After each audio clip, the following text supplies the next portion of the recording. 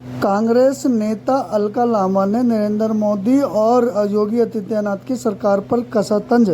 कहा, जाति जनगणना न करवाकर आप किसी भी जाति का हक नहीं मार रहे हैं।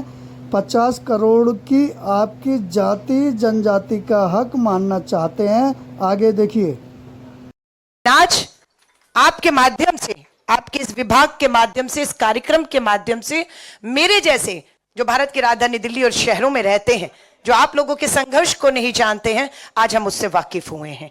और मैं अपनी बात को अगर रखूं, उससे पहले सबसे पहले देश के स्वतंत्रता सेनानी, देश के प्रथम प्रधानमंत्री, भारत रत्न पंडित जवाहरलाल नेहरू जी को श्रद्धांजलि देती हूं और याद करती हूं कि आज जहां पर आप बैठे हैं, 1871 में आपको अंग्रेजों ने नोटिफाइड किया।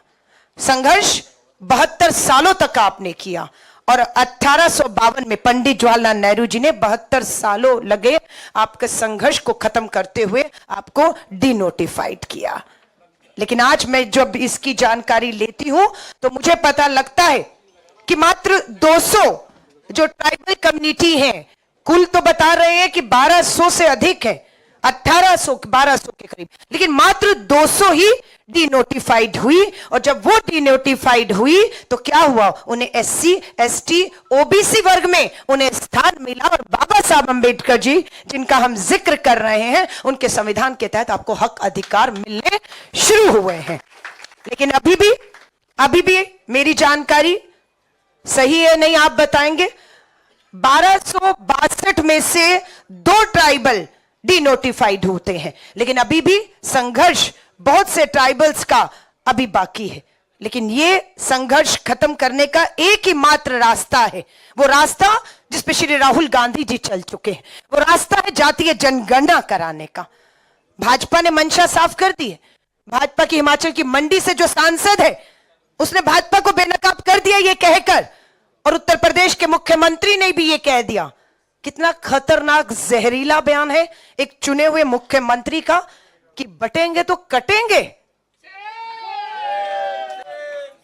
ये भाषा एक चुने हुए सबसे बड़े राज्य के मुख्यमंत्री की और उन्हीं की सांसद से बार बार टीवी इंटरव्यू में पूछा गया कि जातीय जनगणना होनी चाहिए तो नहीं होनी चाहिए, तो भाजपा के मंसूबे जो अंदर कमरों में है, प्रधानमंत्री जी कुछ कह रहे हैं, गृह मंत्री कुछ कह रहे हैं, पर बंद कमरों की मीटिंगें वापस आई और उन्होंने कहा कि बिल्कुल ये नहीं होनी चाहिए, जातीय जनगणना नहीं होनी चाहिए। नहीं होगी तो सही कहा, कैसे पता लगेगा कि कितने हमारे घुमंतु, गैर घुमंतु और हमारे जो है विमुक्त जनजातियां हैं, उनके हक और अधिकार क्या है जो संविधान में है।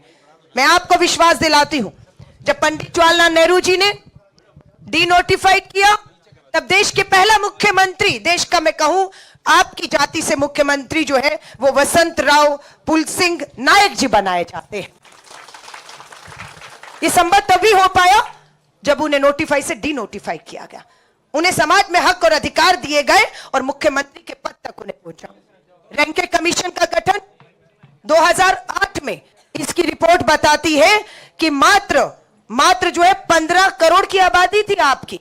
ये 2008 का आंकड़ा है कि आपकी आबादी, आपकी इस जनसंख्या में भागीदारी, हिस्सेदारी 15 करोड़ है। पर 2024 आते आते आप 15 करोड़ नहीं, 2024 आते आते आप 23 करोड़ हैं। और मैं ये कह रही हूं, अगर जातीय जनगणना हो गई तो आप 23 भी नहीं, आप 50 करोड़ होंगे, आप 50 करोड़ होंगे। और ये जातीय जनगणना ना करवाकर आप किसी एक जाति का हक नहीं मान रहे, आप किसी स्त्री और पुरुष का हक नहीं मान रहे हैं, आप 50 करोड़ की आपकी जनजातियों से आने वाले लोगों का हक मारना चाहते हैं, जिसे भारतीय राष्ट्रीय कांग्रेस होने नहीं देगा, होने नहीं देगा। ये लंबा इंतजार पंडित जवाहरलाल नेहरू जी ने खत्म किया, अब बाबा साहब अंबेडकर के संविधान को खतरा है, लोकतंत्र को खतरा है।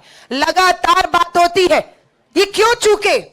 प्रधानमंत्री मोदी जी ने क्या कहा था, तीसरी बार 400 पार, क्या हुआ सच, बहुमत से चूक गए आप। क्यों चूके आप बहुमत से, किसने आपको हराया, किसने आपको बहुमत से दूर कर दिया, ये आप लोग थे।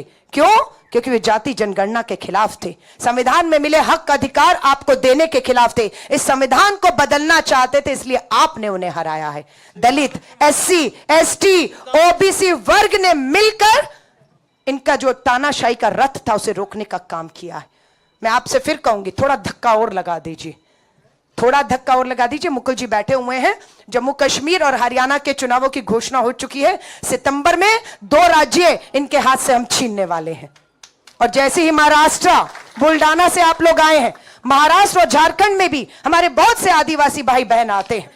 और जिस तरह ही झारखंड और महाराष्ट्र में ये बाहर होंगे, आप देख लीजिएगा दिल्ली से बाहर हो जाएंगे। और आपके हक, आपके अधिकार के राजू जी ने कहा है, ये राहुल गांधी जी का वचन है कि आपको आपके हक और अधिकार हम दिलाएंगे। आज मुक्ति दिवस के तौर पर मनाया जा रहा है, उसके लिए आपको हार्दिक बधाई और शुभकामनाएं देते हैं। ये संघर्ष न्याय का हक मिलने तक यूं ही जारी रखिएगा। और मैं एक बार फिर से SC/ST डिपार्टमेंट के तमाम जो यहाँ पर कार्यकर्ता पदाधिकारी खड़े, राजेश लिलोथिया जी के नेतृत्व में, आपको तहे दिल से बधाई देती हूँ कि मेरे जैसे अनजान व्यक्ति को भी आपने इन जातियों के संघर्ष के लिए, हक अधिकारों के लिए जागरूक ही नहीं किया, मुझे भी आपकी लड़ाई में शामिल किया है। और मेरी बहनें यहाँ पर बैठी हैं, मैं आप बहनों को कहूंगी, मुझे खुशी है कि आपको इस लड़ाई को लड़ने के लिए मेरी बहनों को अग्रिम पंक्ति में लाकर खड़ा करने का आपने काम किया है। मेरे भाइयों ने अपनी कुर्सियां इन्हें दी हैं। और मैं आपको यह भी कह रही हूं, ये 33% आरक्षण कानून पास हो चुका है। जिस दिन लागू होगा उस दिन इसी समाज की बहनें संसद में भी पहुंचेंगी, निवस्त्रों में पहुंचेंगी, अपने हक अधिकार की आवाज उठाएंगे, मुझे विश्वास है।